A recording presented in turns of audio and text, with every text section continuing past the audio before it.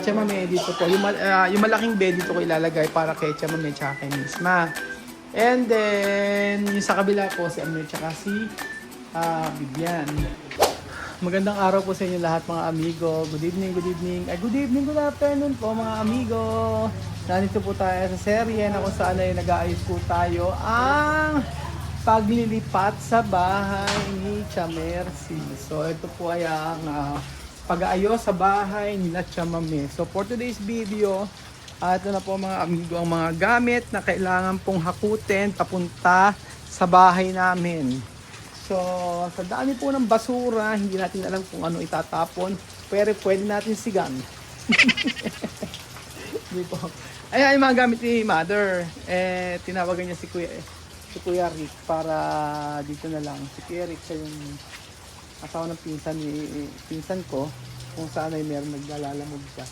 So, marami mga gamit dito na dapat na ayusin. So, kailangan sumulti tayo.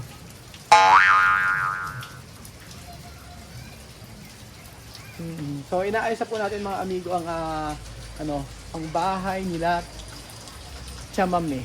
So dito po sila magi-stay. So, hindi po nakakaalam si Chamame po ang makudang babae ng Nueva Ecija na kung saan ay ayusin nyo ang dapat. Ayan na, asa na mga Amazona? Mga Amazona, pasok! Saan kayo galing? Binaba namin yung iba, di ba? Oo, yan. Ngayon, papasok naman natin. Okay, papasok naman dyan ngayon. So, ang mga Amazona, Number 1, pasok. pasok. Ang mga, Anaconda number 2. siguraduhin nyo, ayan na po sila. Anaconda. So, Ginawa mo na silipin. akala naman ni Ate Cecil, babayaran ko siya sa part na yan. Okay lang po yun. Kasama ko po yung mga kaibigan ko.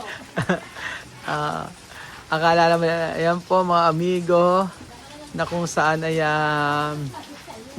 mag-aayos po sila. Siyempre, alam ko na ang dahilan kung bakit ang laki ng mga braso ninyo. Sanay na sanay sa trabaho. Parang bumaba, dyan ka na lang. Kaya nga. Ate Janet, nagpapaulan ka ha? Bahala ka mamaya pag ikaw nagkasakit. Kanina, hindi na lumalabas sa iyo. Ayan po mga amigo, pinapasok na po nila ang dapat ipasok. Ang mga Amazona ng San Isidro. Tingnan nyo po. So, pag... Ayan na.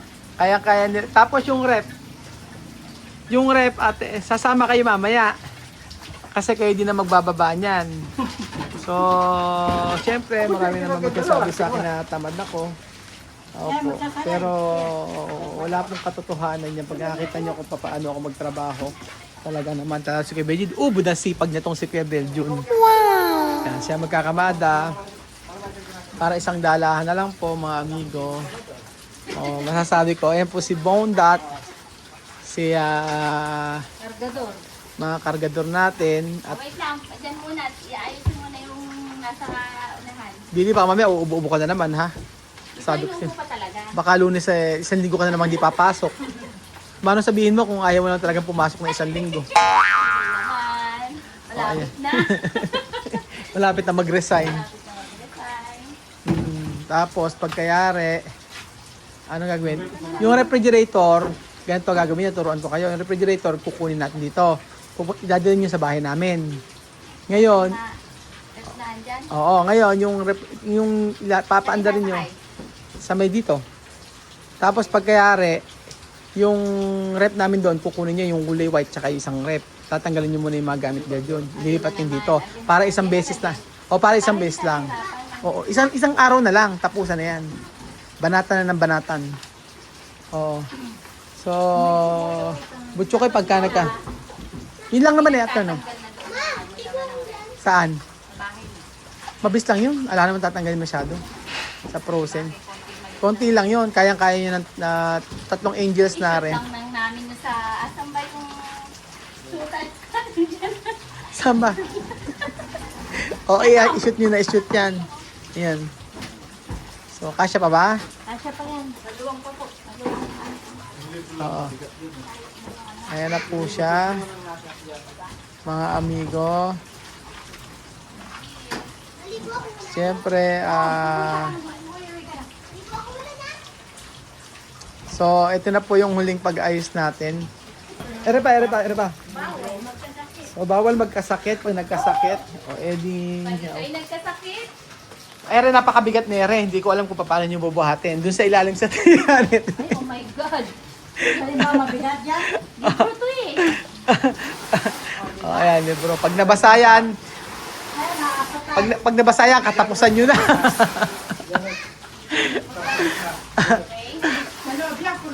Ayan, pag nabasa yan, katapusan nyo na. Sa ilalim hawak. Ayan, 1, 2, 3. O, ayan. Kaya medyo nagpapanggap. Ayan, kaya na nila yan, mga amigo. So, di ba? Oo, tapos refrigerator.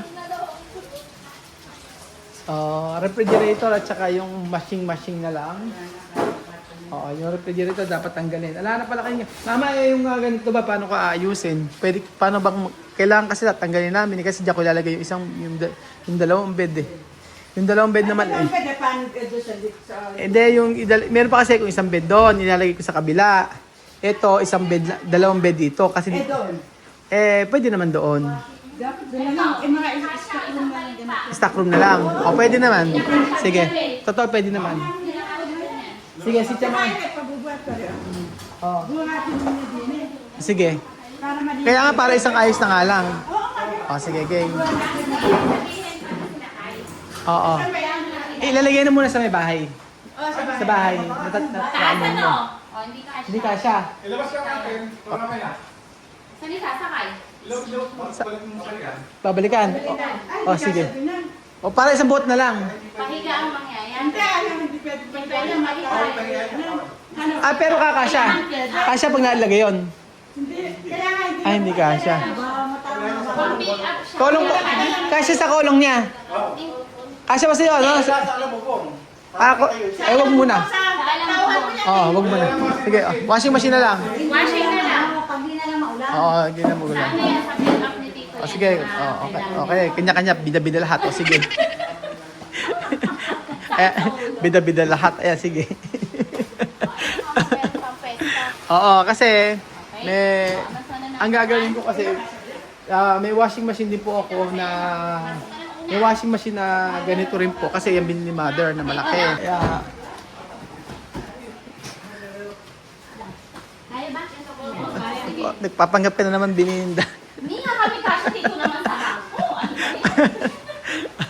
Ang rules ko dito ay magbando. O hindi pagkayari po nito mga amigo, magwawalis ako dito, maglilinis ako Kailan dito. po yan? Nagpapanggap. Oo, yung papanggap daw ako, sabi ni Billy, hindi nila alam ako dito dito. So eto kasi ganito yan mga amigo. Eto kasing room na ito, dito po dati sila tiya mami nagtutulog. So ang gagawin ko ay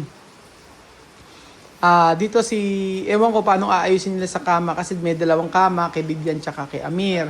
Sila tiya mami before dito. So sa gitna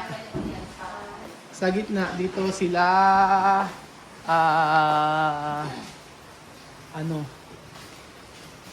mas maganda rito dito yung isang kama.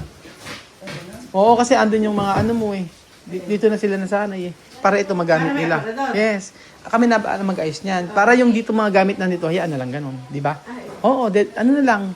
Kumbaga, hayaan muna natin. Doon kasi sila tiya mami natutulog before. Tapos ito mama, walang natutulog dito. Dito sa isa na to. Oo, bali dito may matutulog. Si Bibian tsaka si Amir. Tapos sa kabila, sila tiya mami tsaka si Misma. Oo, para yung kabila, walang matutulog kasi ayaw naman din nila maghiwalay. Eto, ililipat sa kabila. Oo. Ganun na lang. Paayos na natin sa kanila. Kasi sa ito, no? Hindi naman dadalhin yan. Ay, mama, dadalhin to? O sige, dalhin. Eh, kuya daw to. Ayan, pwede pa dalhin yan. Sige. Alis na ba sila? Si Kuya Rick? Kung alis, sumama na kayo. Saan kami sasakay doon? Kay Cecil. Saunahan. Ay po kasi sila dito, si Chamame dito po. Yung malaking bed dito ko ilalagay para kay Chamame tsaka kay Misma. And then, yung sa kabila po, si Amir tsaka si Bibian. So, yun po.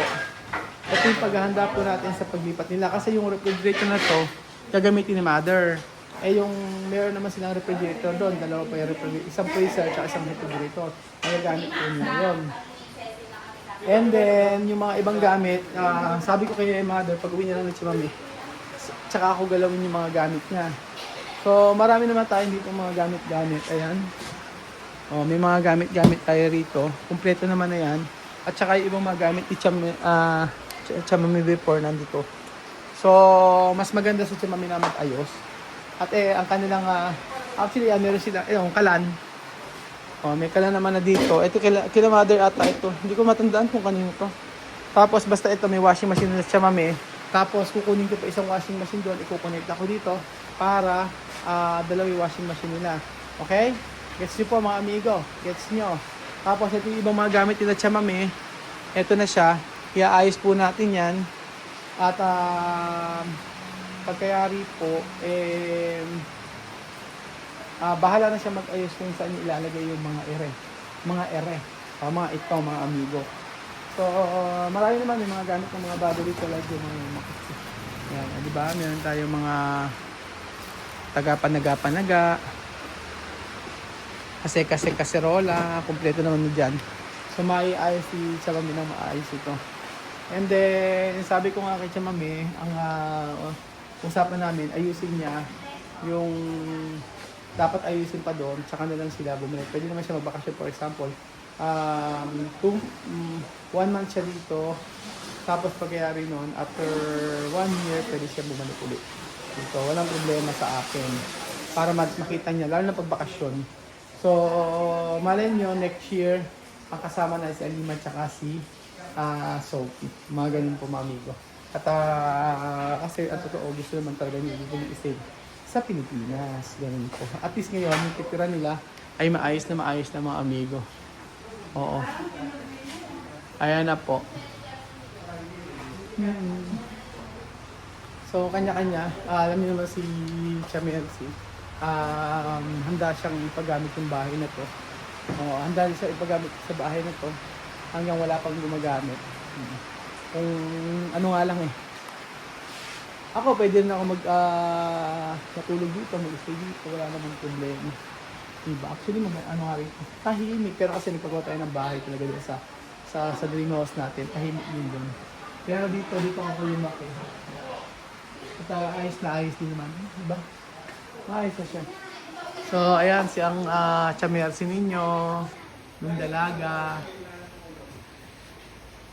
Princess, si Wawi, pero po yung mga natipos, si Raul, natipos, si Jikong, si Kempoge, yung tatay, yan po. Di ba parang natipos si Kuya Raul dito mga amigo, charan, tingnan nyo. Pangit! Mama, ang pangit ko pala ng high school, ano? Tingnan nyo, oh. Umagri siya, sabi niya, syempre. Umagri siya. Napangit na ako ng high school. So, ayan po mga amigo, ang magandang bahay nila Chamami. Hindi nyo kaya? Kasi nga ina... hindi nyo kaya. Ayan, si Bida. Ayan po si Belinda na bida-bida. Sa likod. Siyempre, yan ang aking pangalan. Bida. Si Maring Cecil, si Maring Cecil, at saka si Ate Janet. So, yun po mga amigo. Kung yun ang pilitin, kung hindi kasya. So, hindi tayo uuwi. Wala pa na tayong mayari. So, ibang-iba na ang bahay ni Chamersi. Hindi na kagaya ng dati. Ngayon ay ang ganda ng kisame. Tingnan nyo, oh. White. Ayaw talaga. Ayaw. Yung bangko na, ay, andun na pala yung bangko. So, ayun niya na po siya. Okay, tara, let's go na. Para isang na lang natin. Okay na yan. Yan, setting sa kayo natin. So, sa pagbabalik po nila... Chamami, mga amigo, abangan niyo po mga amigo. Malapit na. Malapit na. Sige, dali niyo na. Malapit na pagbabalik po nila Chamami at pagka sila Chamami nakabalik dito. magkakaroon ng maayos na buhay ang mga batang ito at magkakaroon po ng magandang future kapag dito nag-aral sa Pilipinas. So alam ko naman na mahusay ang mga bata at excited po uli ako sa bagong challenge sa aking buhay. Ang i-guide at pag-aralin ang mga Aprikano na ating naging kaibigan. So, sabi nga sa isang relasyon, dapat ay magkaunawaan, magkapatawaraan, at dapat ay magkasundo, at dapat ay sabihin ng ayaw sa isa't isa, sabihin ng gusto sa isa't isa. At ang pinakamahalaga po mga amigo ay ipamutawi ang pagmamahal sa kapwa. So, salamat po mga amigo at God bless po. Kami ay magtatrabaho muna. Bye-bye.